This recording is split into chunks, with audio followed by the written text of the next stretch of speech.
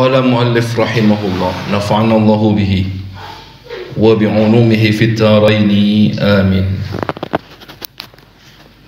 I'lam ngawurna sira annal fardha setuhune fardu iku la yatamayyazu ora bisa den bedakaken an ghairihi saking sakliyane fard illa bi dzikri aqsamil ulumi kejaba kelawan nutur pira-pira bagiane pira-pira ilmu.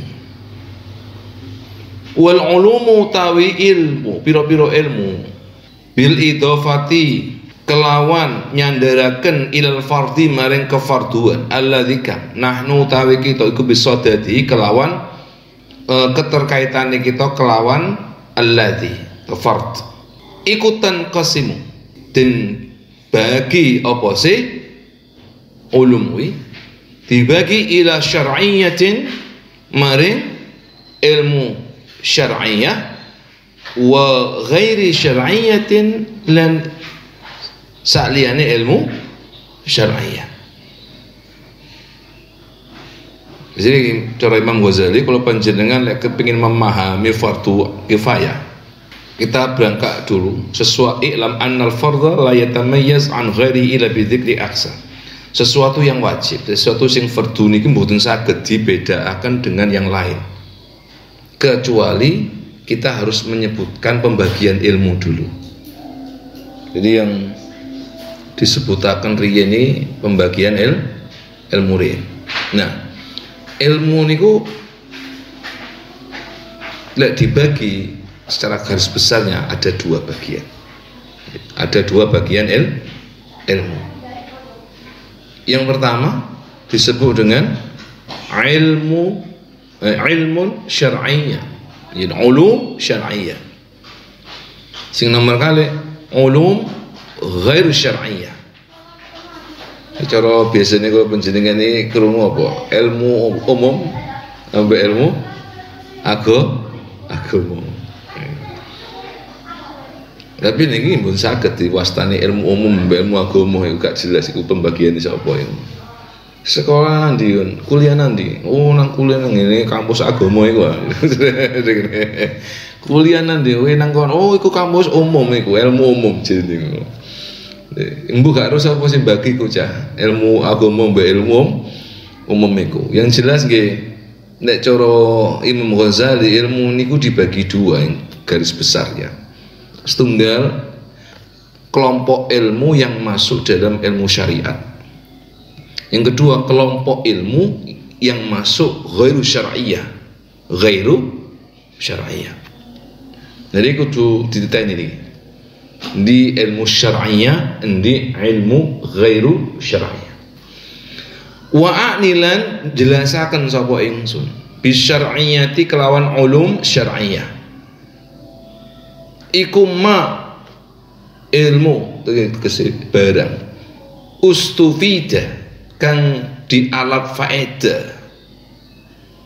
apa simma minal anbiya'i salawatullahi alaihim wa salamuhu diambil manfaat saking para nabi wala yarshudu lan orang bimbing apa si al aqlu akal ilahi maring ma mithlul hisabi umpamane ilmu hisab ilmu hitung dari saiki napa ilmu matematika wala at-tajribatu lan ora at-tajribah niku eksperimen mislut tibbi umpamane ilmu kedokteran wala as-sima'u lan ora pura sima'i mislul lughati umpamane ilmu bahasa niki kedah dipahami dhisik nggih. Yang dimaksud dengan ilmu syar'iyyah iki apa sih ilmu syariat itu? Ilmu-ilmu yang masuk dalam bingkai ilmu syariat. Wa a'ni kata Imam Ghazali yang dimaksud dengan ulum syar'iyyah mastufida minal anbiya'i salawatullahu alaihi wasallamuhu wa la yarshudul aqlu ilaihi mithlul hisabi wal tajriba mithlul tibb wal istima' mithlul lughati. Dimaksud dengan ilmu syar'iyat itu adalah ilmu yang diambil, ilmu yang dikaji, dibahas, di mana sumbernya itu minal anbiya. Jadi joko ilmu iki sumbernya dari mana? Dari risalah-risalah para nabi. Mastufida, ustufida kan maknanya kan tolap ya. Ini cara faedah tolap. Jadi sesuatu yang dicari. Jadi ilmu yang dikaji dengan bersumber pada ajaran-ajaran para nabi. Itu yang dimaksud dengan ilmu syariat. Ini mengecualikan wala yarshudu al-aqlu ilaihi, bukan ilmu yang dibimbing oleh akal, bukan ilmu yang berbasis kepada akal, seperti matematika. Matematika itu satu ilmu yang berbasis pada logika, yaitu pengembangan dari ilmu filsafat. Nah, kalau matematika itu tidak masuk dalam kategori ilmu din atau ulum syar'iyyah. Kenapa? Karena sumbernya ketika dirunut dia masuk ke mana? Ustufida minal aqli. Dia adalah sebagai istifadahnya akal. Itu contohnya adalah ilmu hisab. Ilmu hisab itu matematika dan sejenisnya. Karena matematika nanti kan banyak ya cabangnya itu. Tidak pula wala at-tajriba mithlu tibb. Tidak pula ilmu yang diistifadah dari eksperimen. Seperti ilmu kedokteran. Basis ilmu kedokteran kalau dalam perspektif Al-Ghazali itu at-tajribah. At-tajribah. Seperti ngeten, semakin tajribahnya kuat, cara wong penelitian itu samplingnya semakin akurat, reliabilitasnya semakin kuat, maka akan menjamin keabsahan dari sebuah eksperimen. Semakin sering bereksperimen, semakin berkembang. Kenapa? Karena ilmu ini basisnya adalah tajribah atau eksperimen. Ini beda dengan ilmu agama, ilmu syariat. Ilmu syariat gak kena apa jenis kemudian berbasis kepada tajribah murni. Ya, tak bisa. Karena itu kemudian kalau kecenderungannya penelitiannya arek-arek hukum ya. Itu biasanya kan berbasis kepada nas dulu, baru dilihat nas ini ke lapangan. Biasanya studi kasus. Kalau penelitian arek kedokteran itu berbasis pada uji coba sebuah teori. Cara anu niku mandi apa ora gitu, misalnya ditajribahkan. Makanya kan berbasis kepada laboratorium. Gitu nih, syariat itu laboratorium bisa. Jadi ada berbasis kepada laboratorium karena dia bersifat tajribah. Gitu. Itu bukan kategori ulum syar'iyyah. Tidak pula ilmu yang berbasis kepada simak, mithlu al-lughah, seperti bahasa, nahwu, saraf, balaghah, mantiq masuk ke logika, filsafat, ilmu dalalah, ilmu ma'ani, ilmu ma'ajim, dan ilmu-ilmu bahasa yang lainnya. Baik bahasa dilihat dari sudut pandang sebagai sebuah skill atau bahasa dipandang dari sudut ilmu, itu bukan kategori ilmu agama. Laisat bi'ulum syar'iyyah. Kenapa? Basisnya ke simai. Yang simai itu berarti ya berkaitan dengan tradisi lingkungan masyarakat.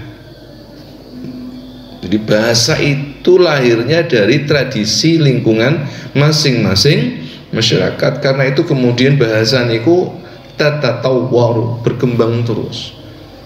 Zaman biyen ono furnon niku apa jenis kompor gas niku. Zaman saiki gak ana kompor gas isa. Ono LPG. Jadi cara ngono nggih bahasanya berkembang sesuai dengan perkembangan zaman. Karena itu yang disebut basis simai.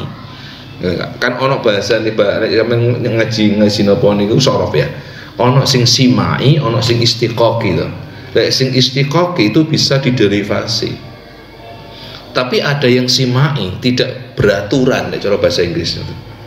Jadi dia berbasis pada penggunaan masyarakat, dan itu lek cara teori bahasa bersifat i'tibati.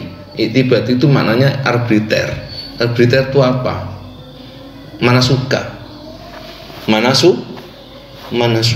Kenapa kok masjidun? Masjidun, enggak masjadun. Ini mana suka. Mana suka.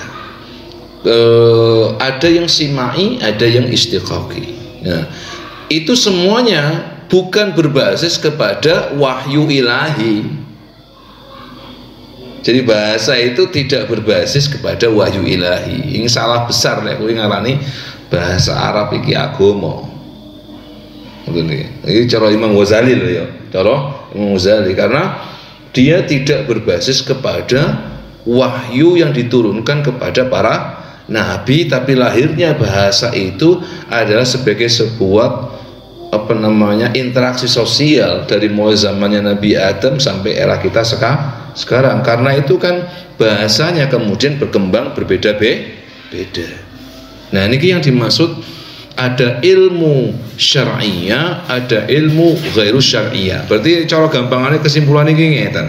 Ilmu syar'iyyah itu ilmu yang berbasis kepada wahyu. Ilmu yang dikaji yang sumbernya itu dari wahyu. Ilmu kedokteran itu ilmu yang berbasis kepada tajribah, eksperimen. Adapun kalau ada teori, itu teori yang berangkat dari eksperimen. Tuh. Demikian juga ilmu hisab, ilmu yang berkembang dari otak manusia, berbasis kepada otak. Nah, itu mengecualikan ilmu agama. Fal ulumu tawi mongko utawi piro-piro ilmu allati kang laisat kang ora ono apa si ulum iku bi syar'iyyatin kelawan syariat tangkasimu den bagi. Tangkasimu terbagi ila ma maring barang, tegese maring ilmu. Huwa yumma ku mahmudun terpuji, wa ila ma lan maring barang huwa yumma iku mazmumun tercela. Wa ila ma mang maring barang huwa yumma iku mubah. Nah, sekarang membedakan. Berarti kan sudah bisa membedakan mana yang ulum syar'iyyah, mana ulum ghairu syar'iyyah. Nah, ulum ghairu syar'iyyah itu dibagi 3. Ulum ghairu syar'iyyah atau laisat bisyar'iyyah. Niku ada 3 bagian. Yang pertama, ma huwa mahmud. Itu ilmu-ilmu yang terpuji. Ilmu-ilmu ghairu syar'iyyah yang terpuji. Wa ila ma huwa mazmumun. Ilmu-ilmu ghairu syar'iyyah yang tercela. Wa ila ma huwa mubahun, ilmu-ilmu non syariat yang mubah. Berarti mahmud itu bagus, mazmum jelek, mubah wenang dalam arti kue belajar ya gak belajar ya gak apa-apa, niku mubah. Fal mahmudu, sekarang kita kaji setunggal-setunggal. Fal mahmudu mongko utawi ilmu ghairu syar'iyyah sing terpuji niku iku ma bareng tegese ilmu yartabitu ang berkaitan bi kelawan apa si ilmu bi yartabitu berkaitan bi kelawan berkaitan apa masalihal umuri dunya piro-piro ing piro-piro kemaslahatane piro-piro urusane dunya katibi koyo ilmu kedokteran wal hisab dan ilmu hitung tegese matematika setunggal ilmu ghairu syar'iyah yang bersifat terpuji. Maksudnya apa? Maksudnya adalah kaedahnya dikatakan ilmu yang terpuji itu rumusnya, kaedahnya adalah mayartabitu bi masalihah umurid dunya. Ilmu apa saja yang itu menjadi wasilah bihi, menjadi mediator untuk kemaslahatan urusan dunia, kemaslahatan urusan dunia. Ilmu apa saja yang itu bisa bersumbangsi terhadap kemaslahatan urusan duniawi. Kini contohnya at-tibbu, ilmu kedokteran, wal hisabu dan ilmu hitung. Nah, cara ilmu kedokteran maslahatnya nopo? Ya banyak. Uang nyembah Gusti Allah kan butuh sehat. Kata tuh. Senjata cara jenengan iki ngaji butuh sehat kupinge, butuh sehat mripate, butuh sehat mau apa jenenge tangane. Lek gak kupinge gak sehat isa ngrungokno napa boten? Kan boten to. Lek pas kupinge lara nang ngene dokter apa Mas? THT ngono to nggih. Lek pas mripate sakit ya dokter THT. Iya, bener. Dokter mata beda, dokter mata. Pas tangannya gak iso maknane ya dokter tangan. Jadi dia akan membawa maslahat dalam kehidupan dunia. Nah ini termasuk mahmudun, terpuji. Bahkan Imam Ghazali ndemek contoh nomor setunggal iku ilmu kedokteran yang ilmu mahmudun itu. Mulai hisab, ilmu hisab, perhitungan. Sama tinggal tidaklah suatu perdagang pasti butuh totalan. Butuh main masuk pikir setiap hari hubungannya sampai angka-angka gitu ya. Jadi itu kan butuh. Dinanya karena ilmu hisab betul sepi kan gitu. Nah berarti itu mahmudun, terpuji. Dan contoh banyak lagi nanti penjenengan bisa mencari sendiri ilmu yang mahmudun itu ya. Kaidahnya yang penting, kaidahnya adalah ilmu yang menjadi wasilah terbentuknya atau terciptanya kemaslahatan urusan dunia. Wadzalika yanqasimu ila ma huwa fardhu kifayatin. Dilihat dari sisi individunya terhadap ilmu ini atau secara kolektif hukumnya ya, hukum mempelajarinya sekarang. Kalau tadi pembagiannya. Wadhalika utawi mengkono ilmu al-mahmud itu iku yang kasimu din bagi bose ilmu al-mahmud niku mahuwa mahmudun wa ulunge mahuwa mahmudun ilama maring barang wa yoma iku fardu kifayatin fardu kifayah wa ilama lan maring barang ma huwa yoma iku fadilatun fadilah walaysa bi faridatin walaysa lan ora ana apa sing mahwa mahmudun iki ilmu sing terpuji niku laisa ora ana bi faridatin kelawan fardu. Jadi contoh ilmu kedokteran, ilmu hisab iku ilmu-ilmu sing terpuji niki cara wong sing mempelajari niki hukume siji fardu kifayah. Berarti cara ngeten. Kalau dalam suatu negeri tidak ada satupun yang mempelajari ilmu kedokteran, ilmu hisab iki dosa kabeh sak negeri niku. Berarti cara misalnya Mas Piki niki urip nang ngene ndi Sukoya sak kecamatan, sak desa kan sing belajar ilmu kedokteran ini keteratapan dosa kabeh. Tapi si jiai kemudian ono sing gelem golek ilmu kedokteran, iku gugur kabeh kewajibane. Jenenge fardu. Mas Diki iso nulungi wong sak kampung gitu ya. Dan iku ngoten. Fardu kifayah. Kemudian wa ila ma huwa fadilah, ada yang bersifat fadilah, bukan fardu lagi, di bawahnya. Misalnya sudah ada yang melakukan, sudah ada yang mempelajari, terus kita tetap mempelajari, itu sudah bersifat fadilah. Corong ini rek, misalnya wis ono wong sembayang napa iku jenenge sembayang napa? Sembayang jenazah nggih. Terus panjenengan sik sembayang gaib. Iku wis fadilah sifate. Wis tidak lagi fardu kifayah. Karena sudah ada yang melakukan. Gitu nih. Walaysa bi faridatin. Yang ini sudah tidak masuk kepada hukum fardu. Amma fardul kifayati, anapun utawi fardu kifayah, fahuwa mongko utawi fardu kifayah iku ilmu la yustaghna anhu fi qiwami umurid dunia. Iku ilmu la yustaghna kang ora sumuge anu saking ilmu. Sumuge sapa se wong anu saking ilmu, dalam arti ngene, ilmu yang sangat dibutuhkan. La yustaghna anhu itu ilmu yang sangat dibutuhkan, coba bahasa saya. Fi qiwami umuri dunya, ing dalem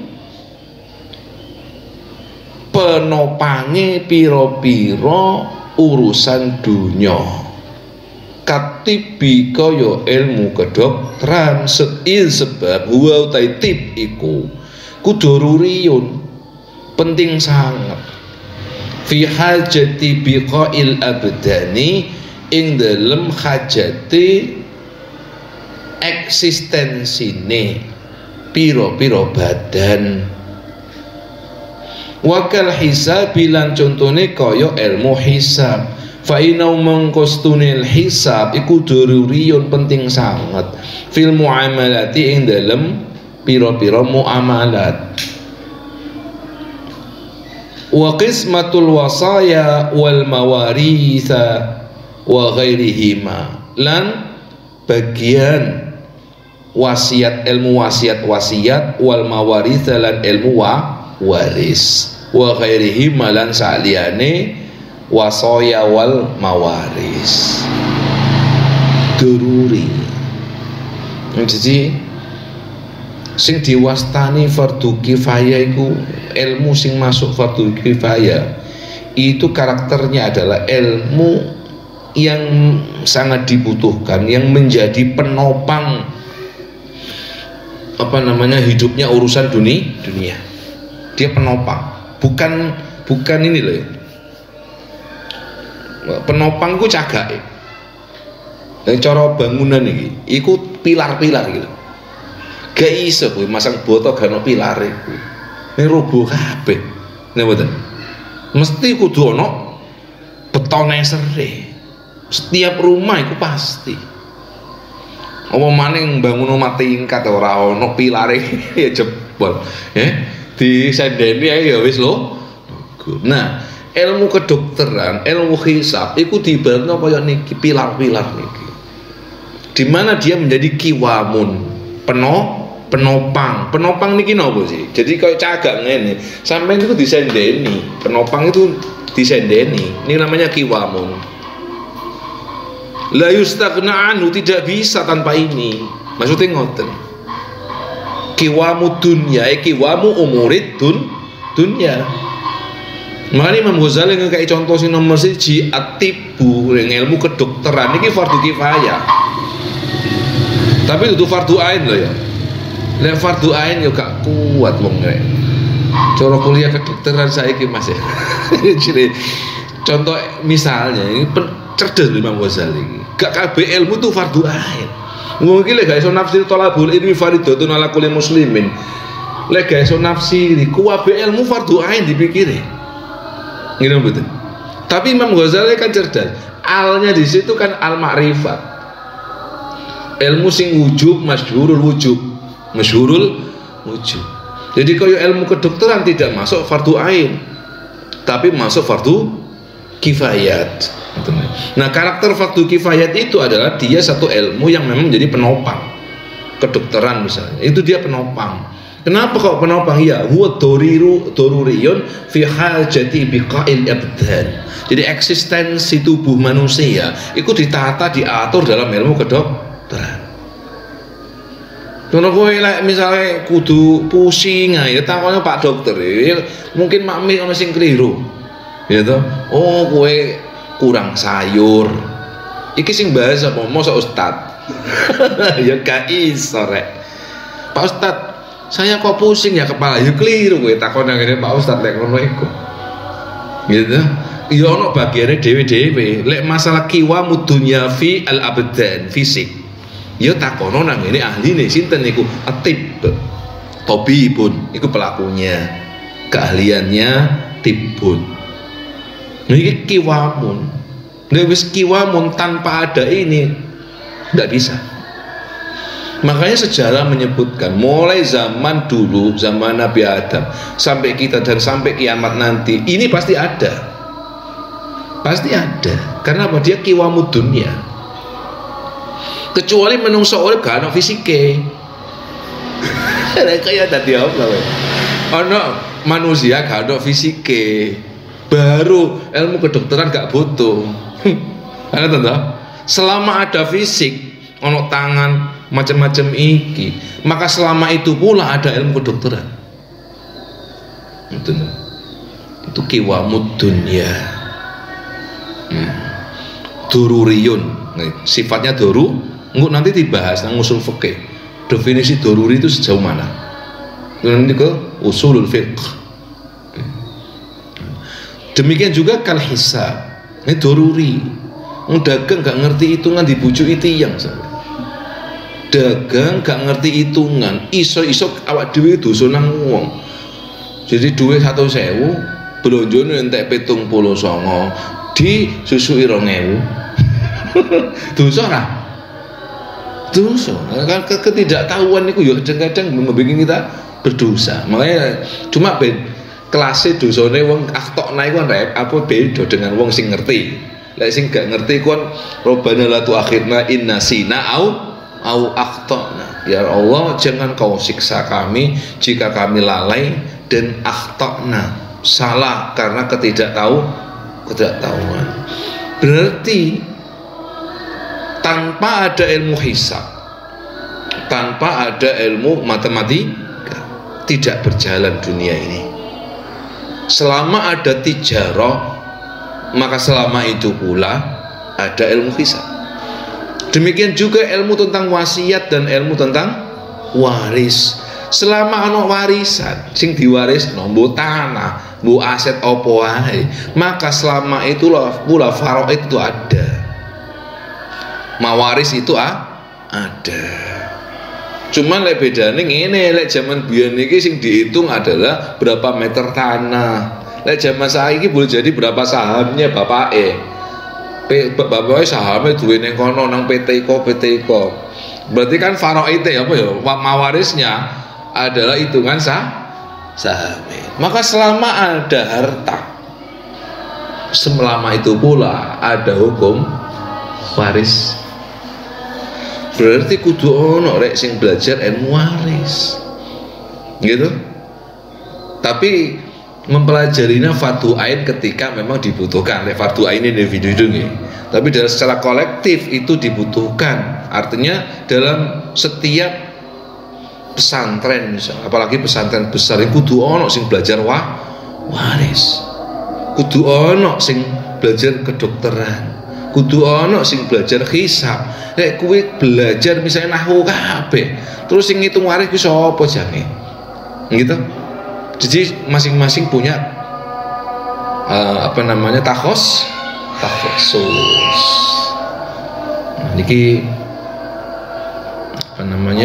bayanul ilmi alladhi huwa fardu kifayatin sampai pada al-ilmu al-mahmudu indal imami al-Ghazali Al-Ghazali. Insyaallah kita lanjutkan pada pertemuan besok. Al-Fatihah.